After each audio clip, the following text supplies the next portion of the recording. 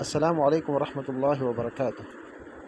Diary لکھنا میری اچھی عادتوں میں سے ایک عادت ہے۔ کئی سالوں سے میں ہر سال کی ایک ڈائری لکھتا ہوں، جسے میں نے رحمانی ڈائری کا نام دیا ہے۔ اس میں بالکل سادہ الفاظ میں زیادہ تر اپنی باتیں آپ بیتیاں ہوتی ہیں، اور بعض دفعہ کسی اچھی کتاب سے کچھ اقتباسات بھی لکھتا ہوں۔ اب میں نے یہ سوچا کہ اپنی رحمانی ڈائری سے کچھ نہ کچھ مضامین کی، اقتباسات کی ریکارڈنگ کیا کروں گا۔ تو آج میرے سامنے ہے انا کی قربانی۔ یہ میری اپنی باتیں ہیں جو بالکل میں نے سادہ الفاظ میں لکھی ہے۔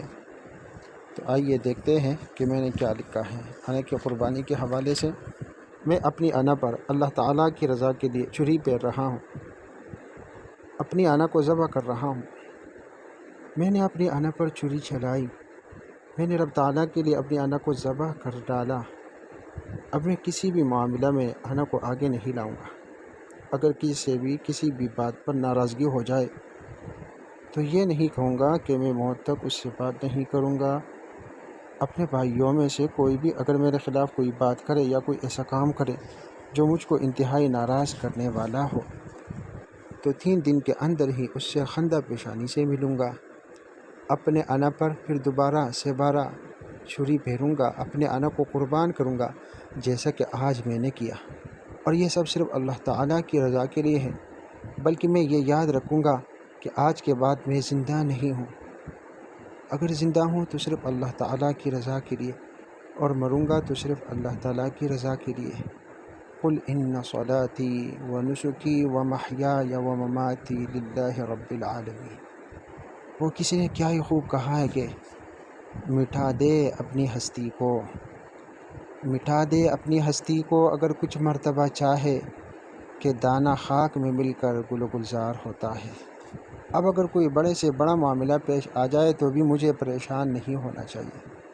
کیونکہ انا کی قربانی جو میں نے کی ہے، ایک بات بار بار ذہن میں آ جاتی ہے کہ میں نے فلاں شخص، بھائی یا رشتہ دار کو آخر کیا نقصان پہنچایا ہے جو اس نے میرے خلاف کمر کس لیا ہے اور میری تنقیر کرتا رہتا ہے۔ میں نے تو کبھی اس کی تنقیر نہیں کی ہے، میں نے تو کبھی اس کے خلاف کوئی بات نہیں کی ہے، میں نے تو کبھی اس پر ظلم نہیں کیا ہے، میرا تو کوئی گناہ نہیں ہے کہ یہ میرے ساتھ ہر وقت جنگ پر آمادہ رہتا ہے۔ تو ایسے وقت میں یہ سوچنا ہے کہ سیدنا یوسف علیہ السلام نے آخر اپنے بھائیوں کو کون سا نقصان دیا تھا کہ انہوں نے یوسف علیہ السلام کو کنویں میں ڈالا۔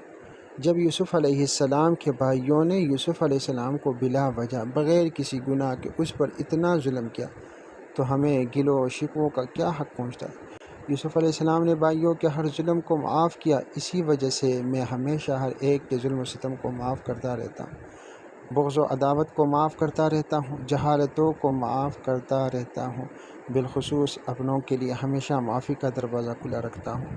باہر اخلاق سے رہنا آسان ہے، دیگر لوگوں کو معاف کرنا آسان ہے، جبکہ اپنوں کو معاف کرنا، ان سے درگزر کا معاملہ کرنا مشکل کام ہے۔ لیکن اب یہ میرے لیے مشکل نہیں، کیونکہ میں نے اپنے آپ کو ذبح کر ڈالا ہے، اپنے انا پر چھری چلائی ہے۔ اب میں ہر حال میں اللہ کا شکر گزار رہتا ہوں۔